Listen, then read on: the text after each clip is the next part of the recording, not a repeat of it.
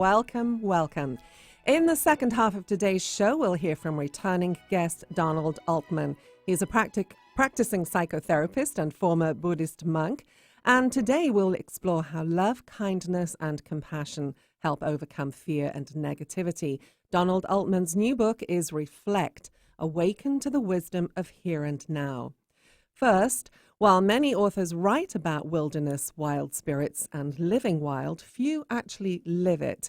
In Rough Beauty, writer, award-winning poet, and mountain woman Karen Avinan chronicled 40 seasons of mountain living. Karen's work has appeared in the New York Times as well as numerous literary journals.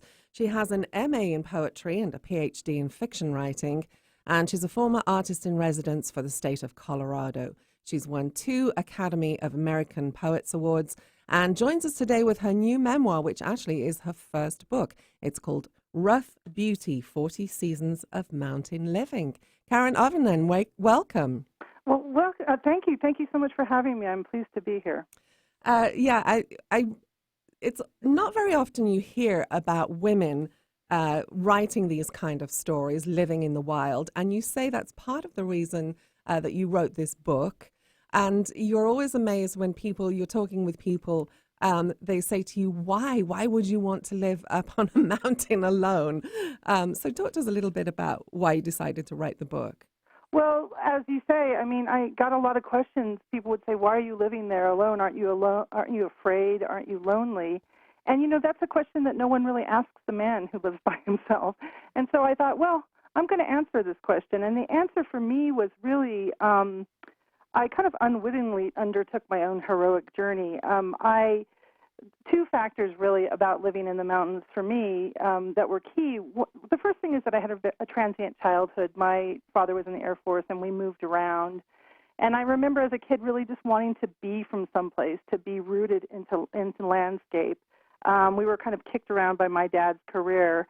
And my family is second-generation immigrants, so, we came to America and forgot, the homeland. And so I think I was looking for an identity, and that identity to be rooted in place. And I adopted that kind of transient lifestyle when I grew up, and I had a million different jobs as I tried to be a writer. And then the other thing, the bigger thing for me, is that I really felt like I was born into a society that didn't really fit me. Because I joke in the book that I have a kind of a cowgirl ethos, and I think that's my independence. But I was told from very early on, because I was a girl, I was meant to be a supporting role in somebody's life. I was meant to be a wife or Miss America. And these are things that didn't appeal to me, really.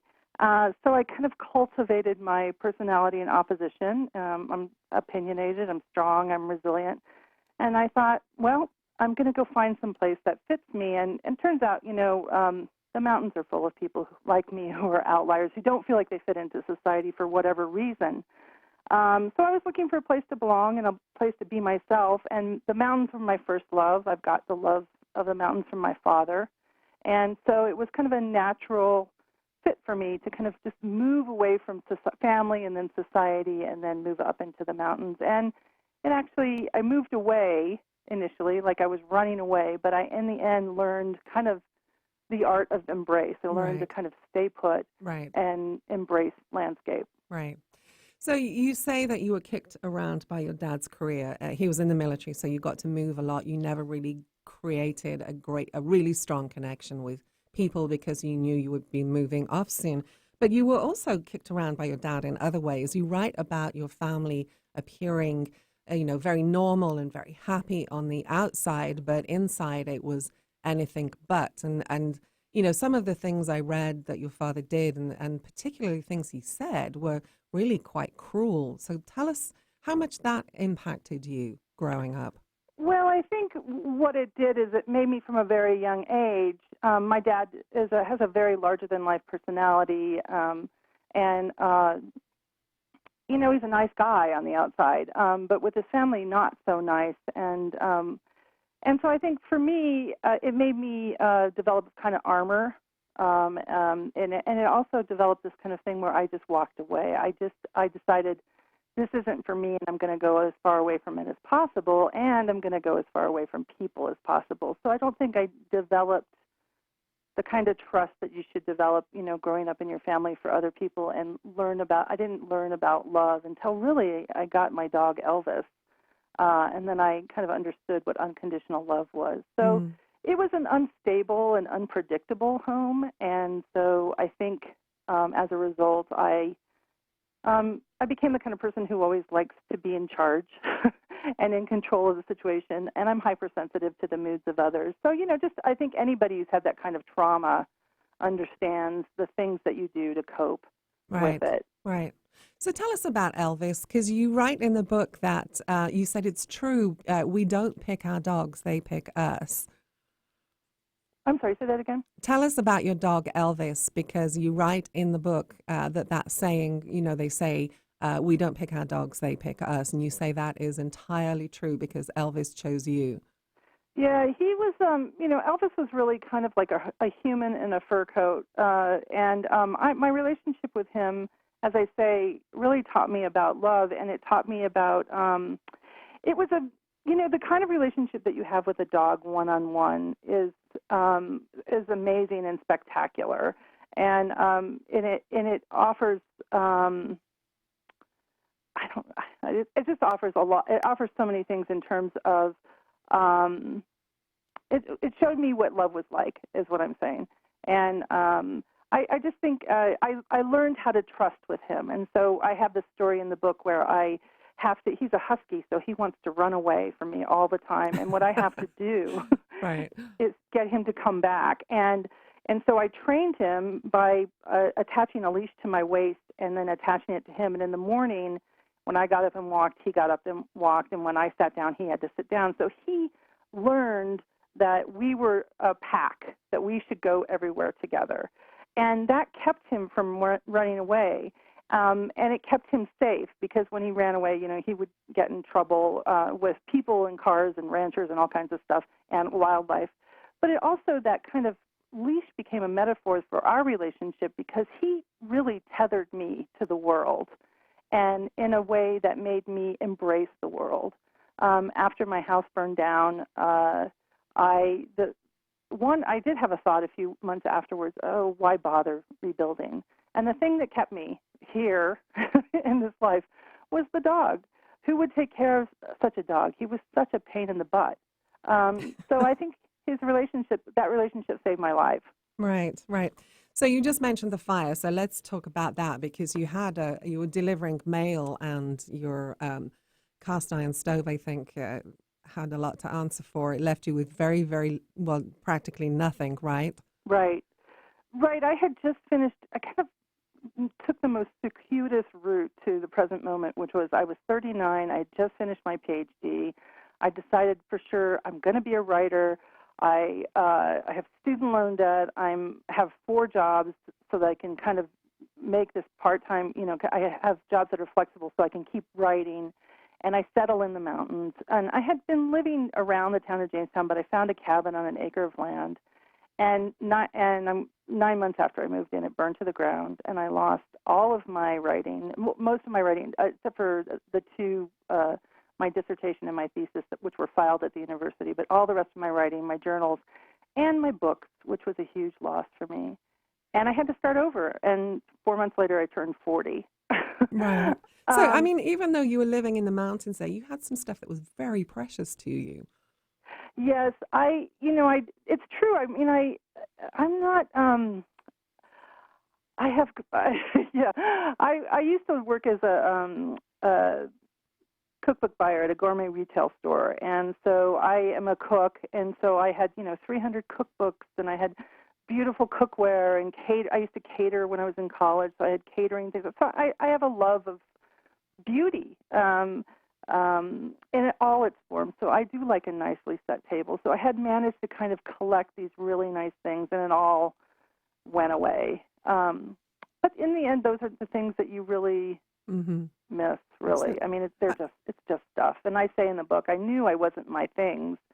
It was just the effort that it had taken to kind of get to a certain point in my life just kind of went up in smoke. Right. So I want to ask you this, Karen, because we hear all the time on the news about people who've lost homes through floods or tornadoes and fires, and they all say, well, thank goodness no one was hurt. But after that, I'm sure there must be some kind of shock that sets in. And how did you deal with that? It kind of came in stages and waves. The shock, at first, the first manifestation of the shock is that I felt incredibly liberated. You did? Yeah, I felt like I didn't have anything to take care of or clean. I didn't have to pay a rent check. I had nothing. And there was a sense for just a few weeks of like, wow, I can start all over again. And then after that, it was, oh, I have to start all over again. Right, after the adrenaline kind of right. goes But away. I'm a, put your shoulder to the rock kind of gal, and that's what I did. I am great when you give me a series of tasks, and I think that determination that I have helped me get through it. And, the grief came, in different ways. At that year after the fire, I experienced several deaths in my life, which kind of poked me to kind of grieve this death of my old life. But in the end, I think, I got depressed, and I did all kinds. I retreated even further into landscape. So this is the cabin that I moved into that I wrote about. But pretty soon, I realized that I slowed down enough to start kind of taking stock of my life. I was writing about it. I was writing about how I felt. I was writing about what I saw every day.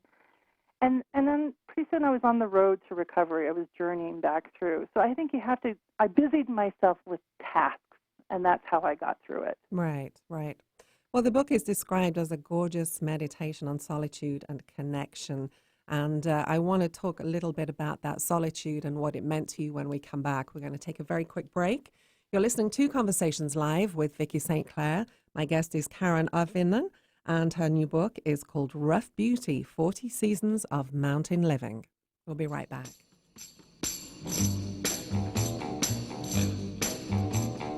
Bluebirds over the mountain, seagulls over the sea, bluebirds over the mountain, bring my baby back to me. Parkinson's disease affects as many as 1 million people in the United States. At the Parkinson's Disease Foundation, it's our mission to beat this disease. To learn about the Parkinson's Disease Foundation, or if you want to help support our work, visit our website, pdf.org, or call us at 800-457-6676. In the Northwest, contact the Northwest Parkinson's Foundation at nwpf.org. Hi, I'm your host, Smokey Cole Bear, filling in for Smokey because after 75 years of... Only you can prevent wildfires. Turns out there's much more to say. Nearly 90% of wildfires are caused by us humans being careless, dumping our used barbecue coals willy-nilly. Guess the song was wrong. We did start the fire. That's why I respect Mother Nature and her trees, whether coniferous or new car scented. Brought to you by the U.S. Forest Service, your state forester, and the Ad Council. Conversations Live with Vicky St. Clair airs live every Monday at noon. And now you can also catch the show during drive time at 6 a.m. every Friday. Hear from New York Times bestselling authors, innovative business leaders, cutting-edge health and wellness professionals, award-winning journalists, filmmakers, explorers, and adventurers. Tune in to Conversations Live with Vicky St. Clair, Mondays at noon Pacific Time and Fridays at 6 a.m. right here on Alternative Talk 1150. Conversations Live with Vicky St. Clair.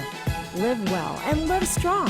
Reach her great audience and advertise. Learn more at conversationslive.net. Get inspired every hour right here on Alternative Talk 1150. Seagulls over the sea, bluebirds over the mountain, bring my baby. And welcome back, everyone. You're listening to Conversations Live with Vicky St. Clair. And my guest in this segment is Karen Arvinen. She is the author of Rough Beauty, 40 Seasons of Mountain Living. And this is a memoir. I was saying to Karen during the break of the more than 1,000, it's more than 1,200 now, authors that I've interviewed, I believe she's the first one I've talked with who actually has a PhD in fiction writing. So tell us what you did on that. I kept trying to figure out a way to make it as a writer in the world, and so I got my master's in poetry, and I realized I couldn't really get a good teaching job that way, and so I went back and got my PhD. And when I was doing my master's in poetry, people said, "Oh, we love your stories." So I got my PhD in fiction writing, and then I realized, oh, I'm going to have to move to get a job.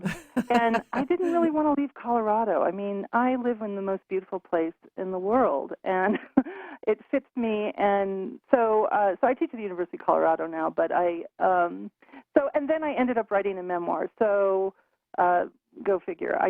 And certainly the fiction writing and the poetry both are in this book, Rough Beauty. They, the kind of course, the language is poetry, and then the kind of fictive techniques you do to make a story. Right. So, and it's doing very well. It's this is the paperback version, just came out. So I want to talk a little bit about. So first of all, why the Rockies? Because there are many beautiful isolated places, but you said you love Colorado. So what is it about the Rockies in particular? I think it's just it's the kind of landscape of my birth. I mean, so I'm a Westerner by nature. My dad was. We were moved largely in the West with his Air Force career, and my family came to Colorado in 1973, and then left for a few years. My dad was stationed in Hawaii. Then my parents got divorced, and I came back here with my mother and my little sister to Colorado, and then went to college in Boulder. And so I think I've never known anything but the arid West. I did have spent an early part of my childhood in California, which even California is a little too humid for my sensibility. I love the mountains. I love the fact that in the Rockies you can stand in a place and think, I wonder if anyone else has ever stood here before. There are places that feel wild. I have a house now that's on 1.5 acres of land, and it's wooded. And as a matter of fact, last night we had, I'm calling it the night of the grizzlies, even though they were black bears. we had 5 bears visit the house. And one of them was a mama and a baby. Anyway, so I like the sense of wildness here, and I like the arid landscape. I like dry air. So it just seems like it fits me. Right. And so let's talk about when you first went there and you experienced for the first time this deep solitude in the winter and what that was like for you.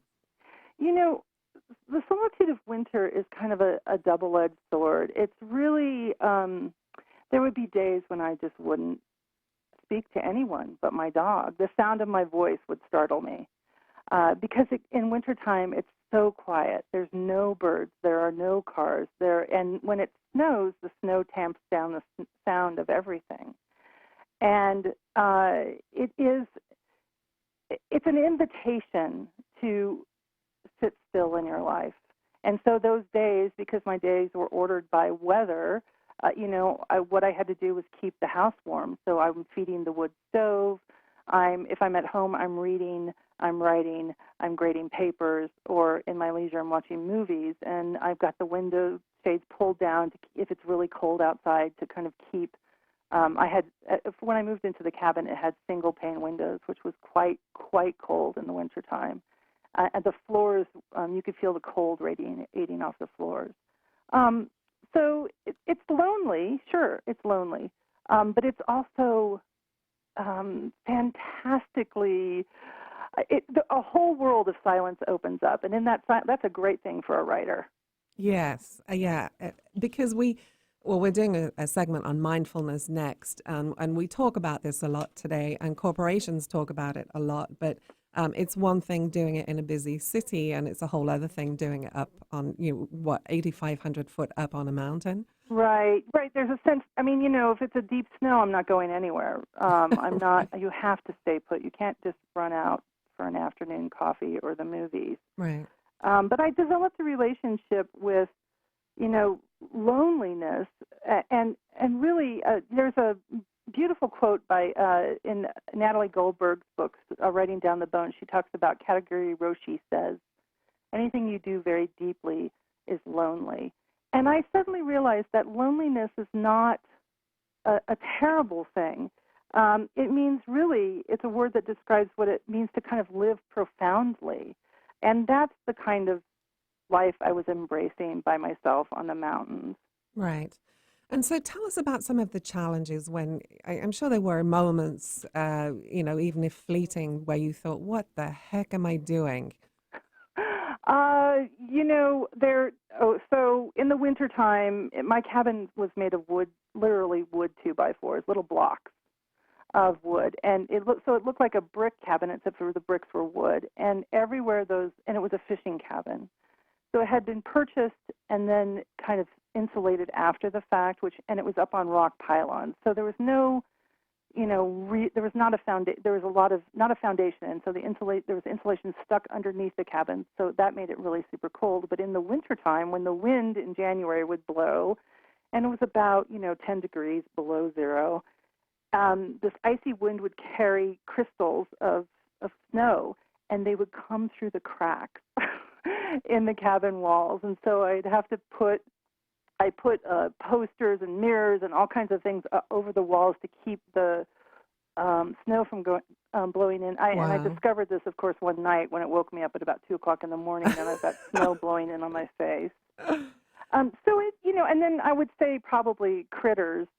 There was no way to keep mice out of that cabin, and it was a constant battle to keep them away from my food. And I didn't mind them so much until I would find mouse droppings in places I really didn't want it. I'd hear them rattling in my dish rack at night and stuff like that. Right.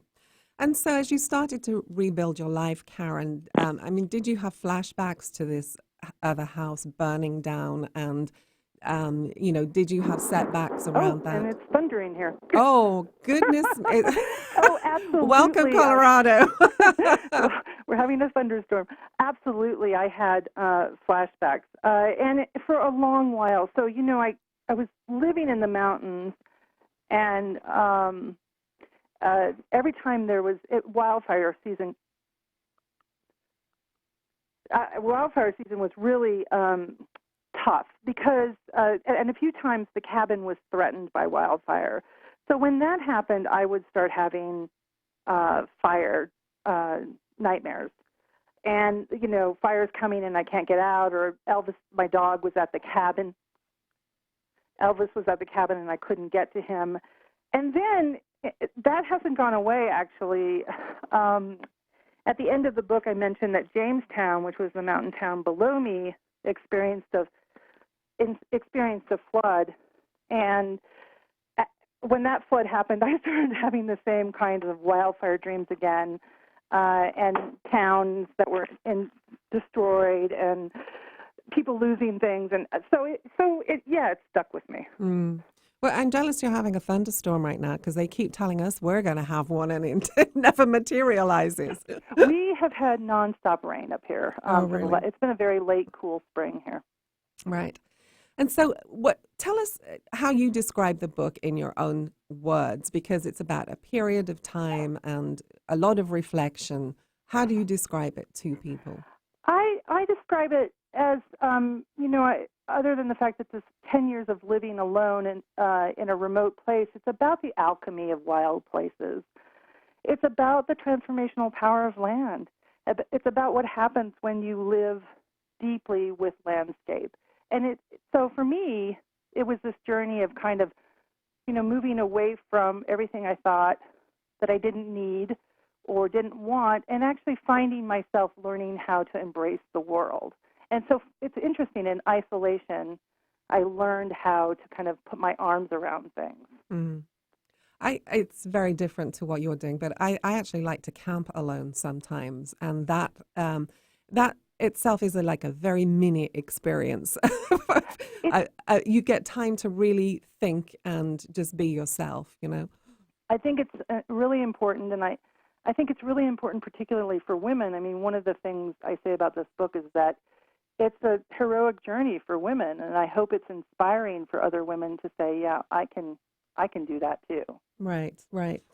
So how, apart from the obvious that you got away from your family, how do you think it's changed you as a human being? Well, you mean living wild? Yes. I think, it actually taught me that really no one does it alone. I mean, the first thing that happens after my house burns down is that I have nothing, and I have no way to start over again. I don't have insurance. I don't have any money. And the town of Jamestown, which is where I was working there at the Mercantile Cafe, I was working as a cook there. And so I knew the town, and I kind of kept my distance. The first thing that happens is the town of Jamestown throws me a benefit. And people come out of the woodwork to help me. Somebody offered me a place to stay rent-free for 4 months until I got on my feet. The town raised money. They donated clothes. They donated items. And I was really overwhelmed by the generosity of people that I didn't know in some cases, people that I didn't like in other cases. And it really kind of taught me the real meaning of community is not a bunch of people who are like-minded. It is a collection of people with all kinds of experiences and opinions and opinions about each other who have some kind of commonality. They're in a relationship. Our relationship was this mountain living thing. And you can not like someone, you can hate them, but when they need help, you drop everything and you go help them. Mm. And that was, I'd never experienced that, and that was life-changing for me. Yeah. And I realized that community is so, so important, even though I live remotely still. Right, right. Well, I've heard you say we need more narratives about women who go it alone in the wild, whether it's on the trail or in how they live their lives. But eventually you did find love out there in the wilderness. Tell us about how that came about. Well, it came about because I had this dog I fell in love with for 15 and a half years, and he was my ambassador to really opening my heart. Right? Yeah. But I also, so after Elvis died, I met Greg, who is we just eloped May 1st, so we're still together. We were together at the end of the book.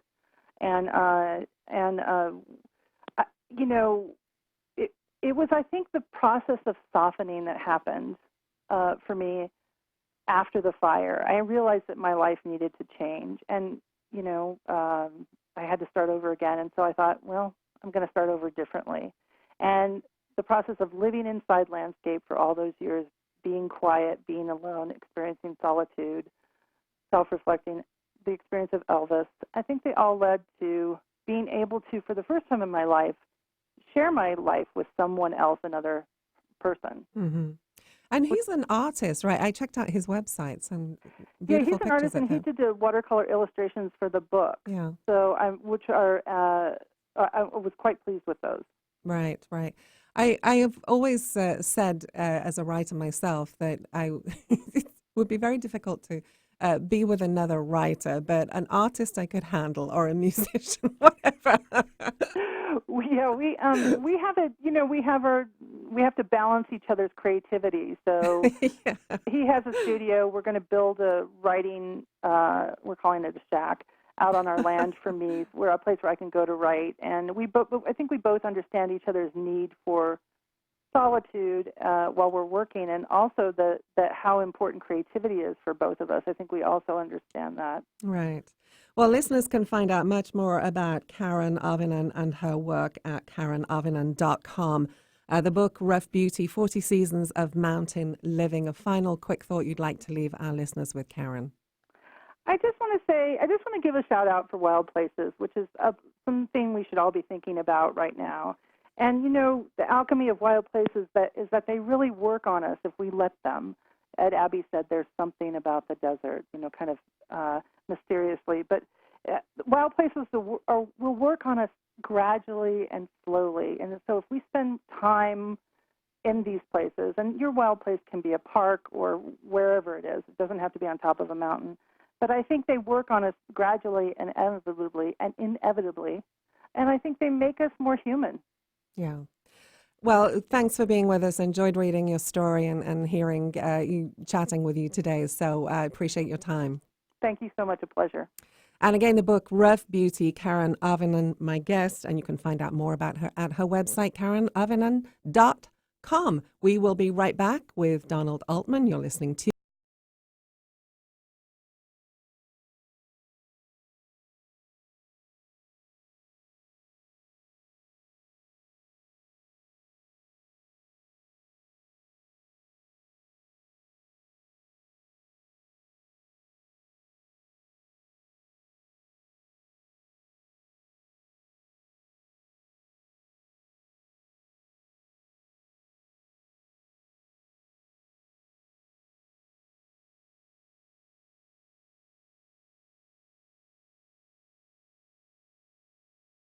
Fine.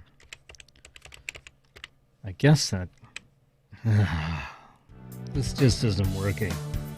Knowing you have a great idea for a book is one thing, writing it, another. So what's stopping you? Maybe you can't find time. Maybe you don't know where to begin. Maybe you wrote a couple of chapters, then disappeared down a rabbit hole. Or maybe you'd rather someone else write it for you. Partnering with the right coach or ghostwriter can make all the difference between talking about your book and finishing your book. As an award-winning writer and strategic consultant, Vicki St. Clair's storytelling credits span from business, health, self-help, and memoir to New York Times and USA Today best-selling anthologies. Vicki partners with people just like you at the exact level you need, whether you need a little encouragement, editorial guidance, or full-blown ghostwriting and consulting services. If you're serious about telling the story you know is inside you, stop procrastinating. Let's get your story down on paper. Contact Vicki today.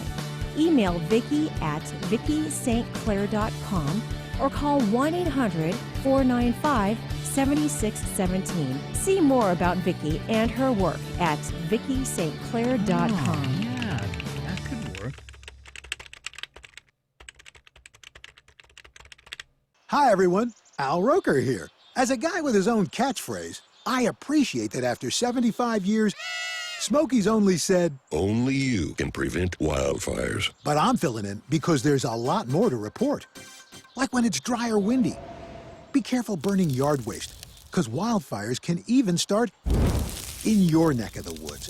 Go to SmokeyBear.com to learn more about wildfire prevention. Brought to you by the U.S. Forest Service, your state forester, and the Ad Council. This is Martha Norwalk, every Sunday morning beginning at 9 a.m. Thanks in part to the Academy of Canine Behavior in Bothell, we cover the world of animals. This week, June 23rd, it's another Behavior Training and Healing Sunday with me, and I'll finish up with all the information I didn't get a chance to share last week. As an animal behavior therapist and trainer, I can help you understand your animal friends and solve any problems you're having, so plan to give me a call on Martha Norwalk's Animal World Sunday morning, 9 a.m. to noon, right here on Alternative Talk, AM 1150. Did you know that capsizing boats and people falling overboard account for over 70% of boating fatalities? 80% of those fatalities occur on boats under 26 feet and on boats with operators who've had no formal boating instruction. 50% of all boating accidents involve alcohol. Be smart this summer. Know who you're boating with. Wear a Coast Guard approved life jacket and don't drink and boat.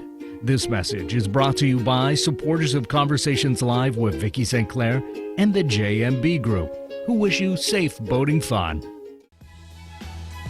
Conversations Live with Vicki St. Clair. Ordinary people leading extraordinary lives. Advertise. Learn more at conversationslive.net.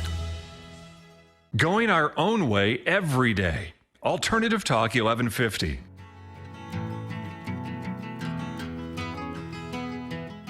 And welcome back, everyone. You're listening to Conversations Live with Vicki St. Clair.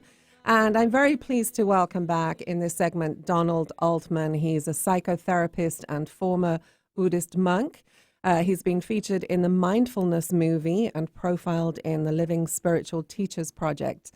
He's written over 15 books that teach how to incorporate mindfulness into daily life.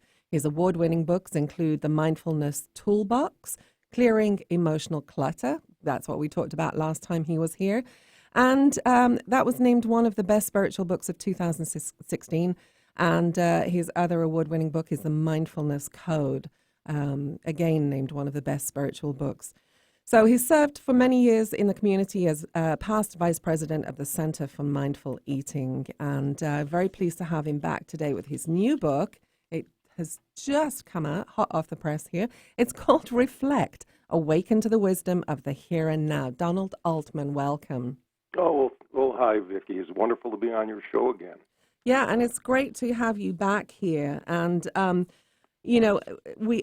said to my previous guest that, we talk a lot about mindfulness. There's a lot written about mindfulness. Even corporations like Google are incorporating it into their training and their workshops with their employees.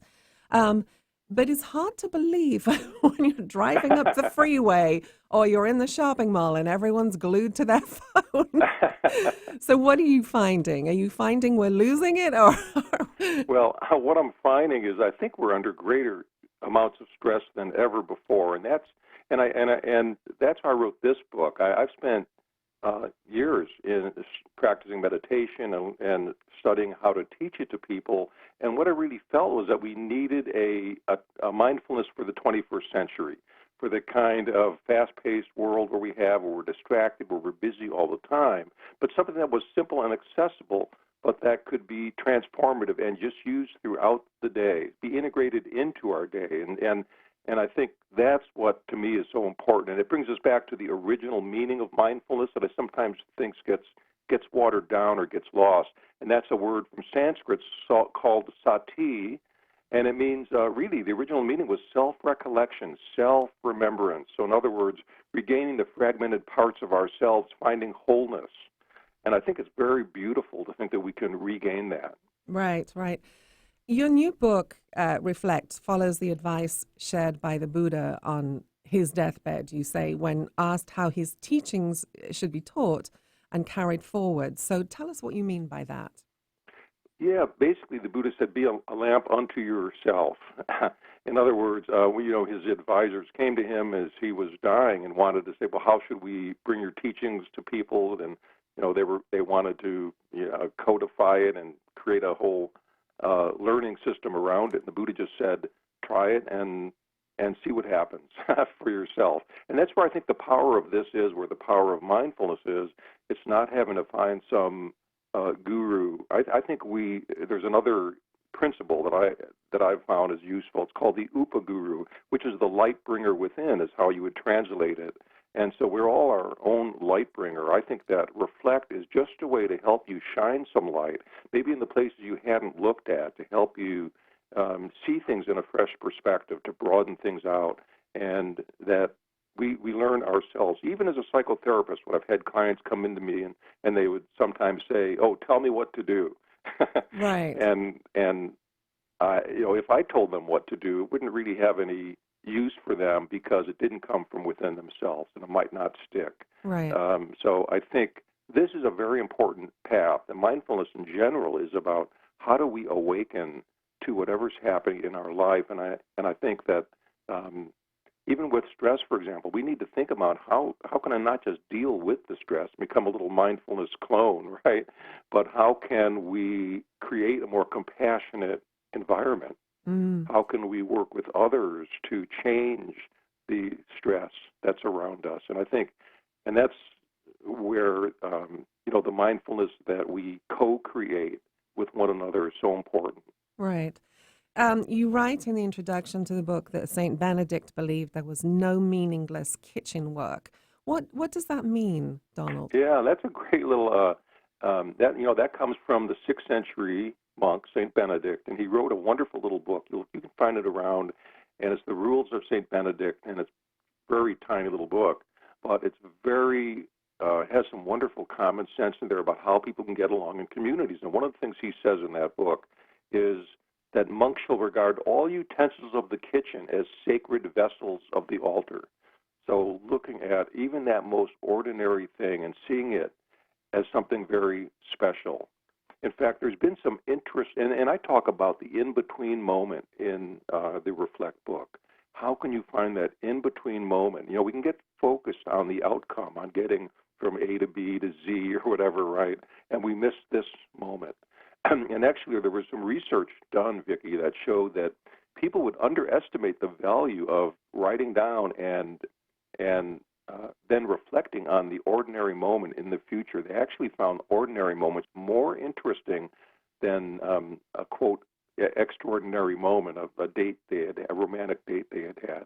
Right. So I think we kind of underestimate, and we wire the brain up through focusing on those ordinary moments more, because Right. we can have one negative thing happen, and that can kind of almost be like a filter that doesn't let us see the good things. We can focus on the negative things. We need to train the brain to look for the ordinary and good things, and that's a practice. It takes time. One of the reflections you have in the book, just since you brought it up, I'll bring that forward now, but you talked about ordinary moments punctuating the bigger journey, and you describe goals that way. Right. That, in other words, instead of getting fixated on the goal, which is really like, you can think of when you're typing out a sentence and the punctuation points at the end of that sentence, right? But with the punctuation point, the period at the end of the sentence really is just one character.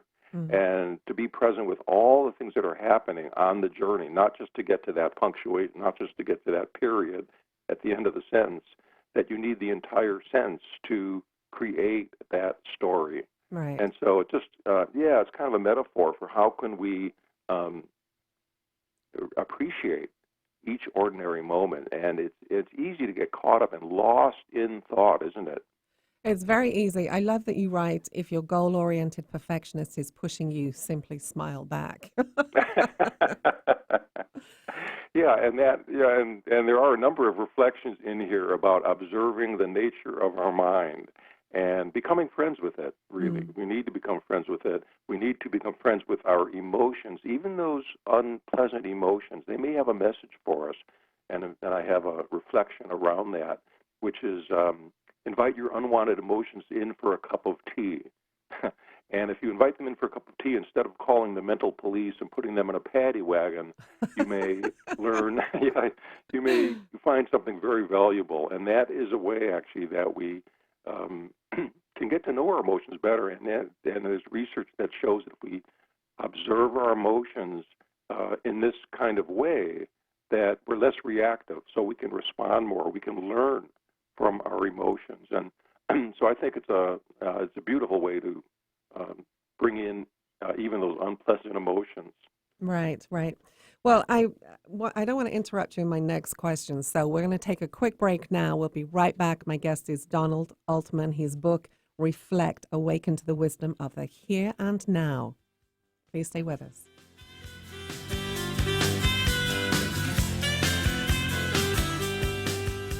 Hey, hon, what you doing with your phone? Do flowers have best friends? I don't know. Hey, look. Whoa. Some answers can only be found in nature. Discover the unsearchable. Visit discovertheforest.org to find a trail near you. Brought to you by the United States Forest Service and the Ad Council. At Sundown Communications, we find that most of our clients are brilliant at what they do, but they lack the time and resources to write and create business messaging that delivers results. That's where we come in, providing a diverse range of professional copywriting services for fresh strategic web content, PR, advertising and promotion, marketing, speeches, and much more. Call us today so you can focus on what you do best, and we'll do the rest. Call 800-495-7617. That's 800-495-7617. Conversations Live with Vicki St. Clair airs live every Monday at noon. And now you can also catch the show during drive time at 6 a.m. every Friday. Hear from New York Times bestselling authors, innovative business leaders, cutting-edge health and wellness professionals, award-winning journalists, filmmakers, explorers, and adventurers. Tune in to Conversations Live with Vicki St. Clair, Mondays at noon Pacific Time and Fridays at 6 a.m. right here on Alternative Talk 1150. Conversations Live with Vicki St. Clair. Listeners trust the show and advertisers love the audience. Learn more at conversationslive.net. Alternative Talk 1150. It's good for what ails you. This statement has not been evaluated by the FDA.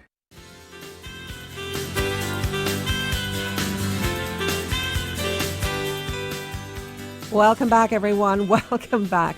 You're listening to Conversations Live with Vicky St. Clair. My guest in this segment is Donald Altman, psychotherapist and former Buddhist monk.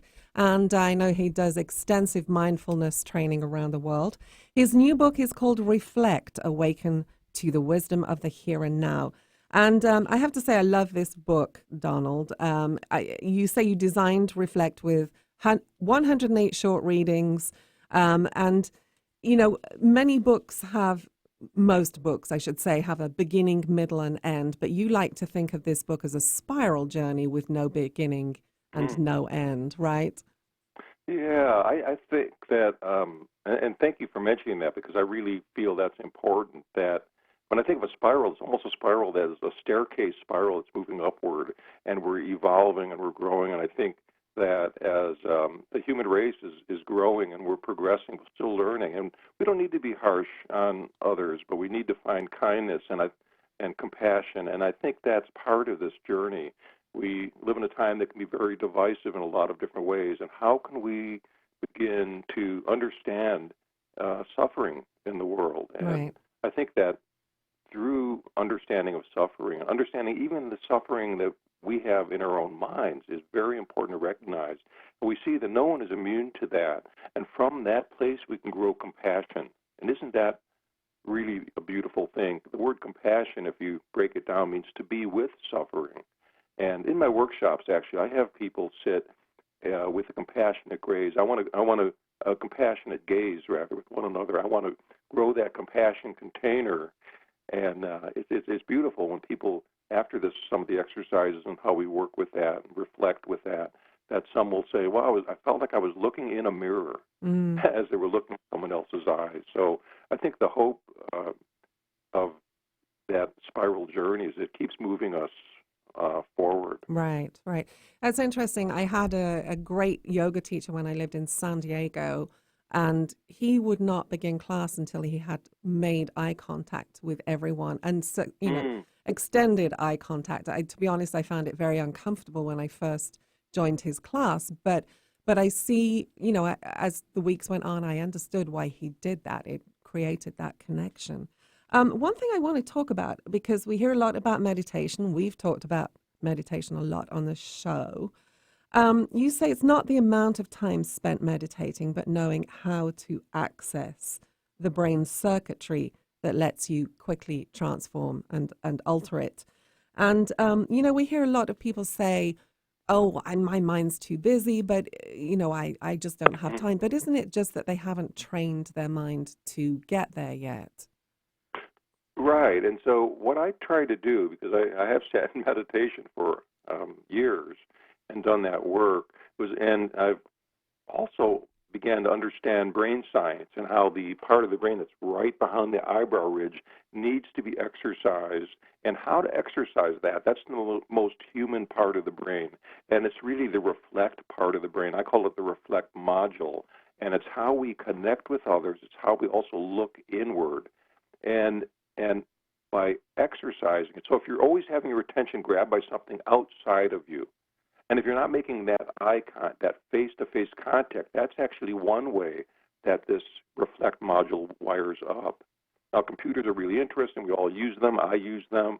But you also need to have a balance where you also connect with others face-to-face and do these reflect exercises. Because if you're feeling stressed, distracted, disconnected, or burned out, the chances are that you are not giving your brain a chance to rest. And one way to rest is to really engage with something very strongly.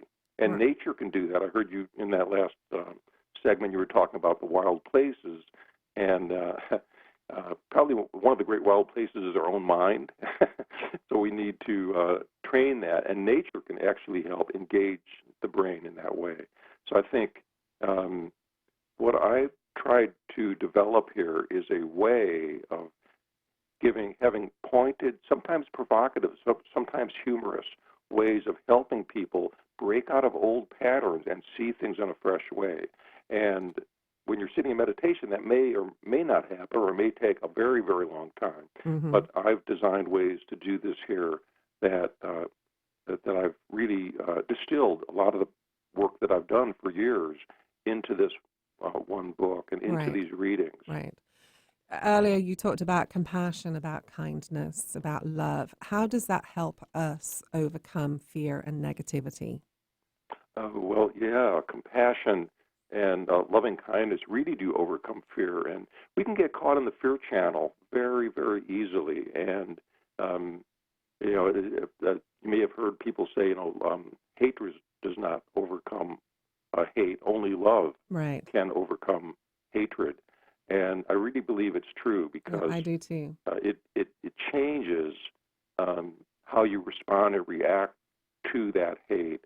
And it may even help that other person not have to react angrily. How can we, and I'm not saying it's not challenging, of course it is, but we need to know that that loving kindness actually calms down our entire nervous system. And that is very, very powerful. It allows you to react to respond in a different way to whatever's happening around you. Right. And so this is a skill, a very important skill. It is a skill, and it does become a habit, I think. We can either drive up the freeway screaming at everyone or drive up the freeway with a whole different attitude. Yeah. One of The habit of reflection. That's what I Yes. think of it, yeah. Yeah. And so, you talked earlier about it's a very divisive world. I mean, there are very cruel things happening. You jump on social media, and I cannot believe that I'm reading half the stuff I read on social media. But you say everyone deserves dignity and respect. Talk to us about that, if you will. Yeah, I do think we're lacking.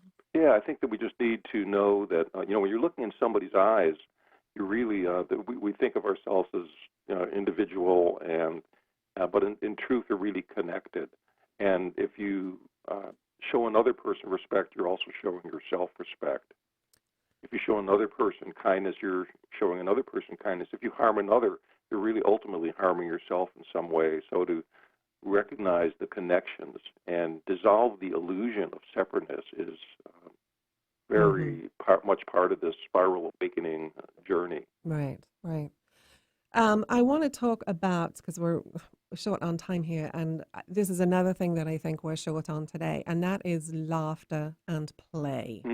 If we just learn to laugh at ourselves a little more and not wait to be offended at every single little thing that happened, I think we'd be a lot happier. So, well, let me say one thing that might connect with listeners here is that if you laugh, that changes your biochemistry, and actually, if you, as opposed to feeling defensive or if somebody says something or taking something personally, when you take something personally, it actually shortens what scientists now know and has been shown to be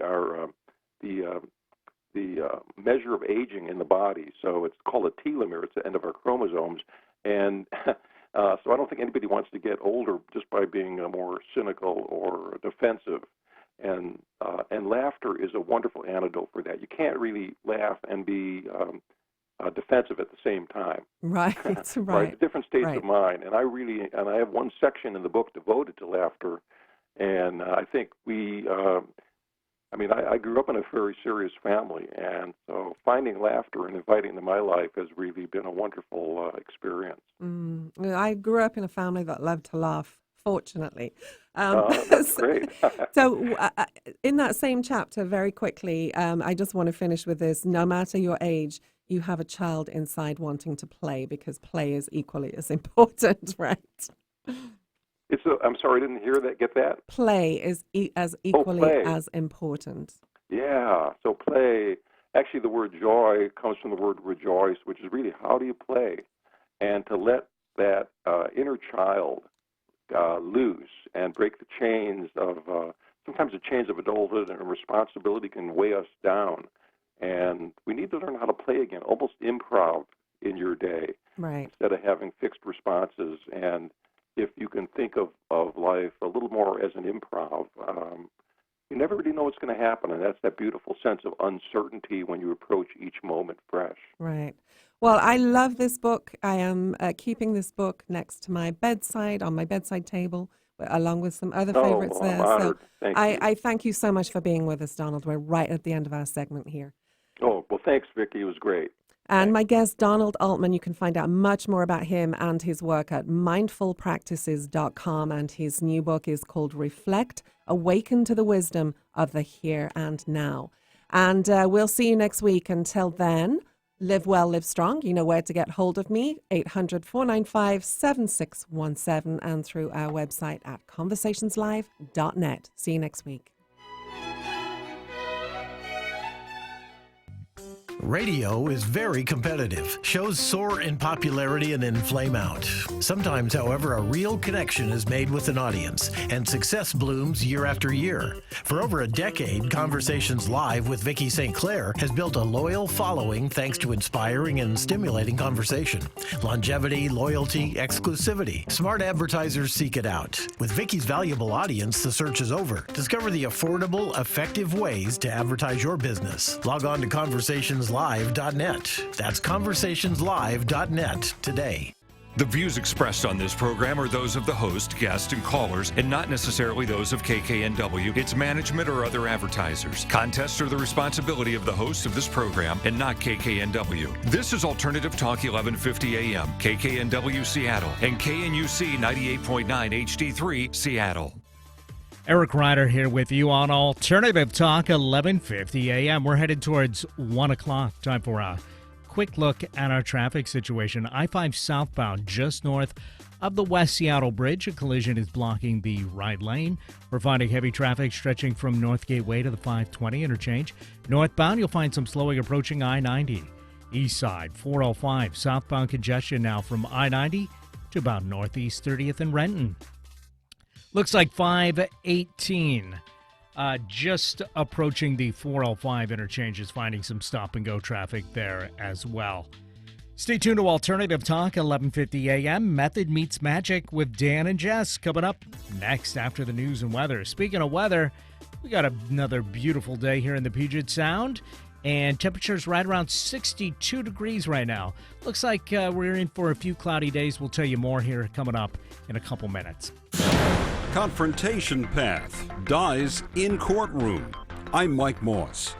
Iran is denying it was behind 2 attacks on tankers in the Gulf of Oman last week, and correspondent Fred Pleitkin reports Iran's ambassador to Britain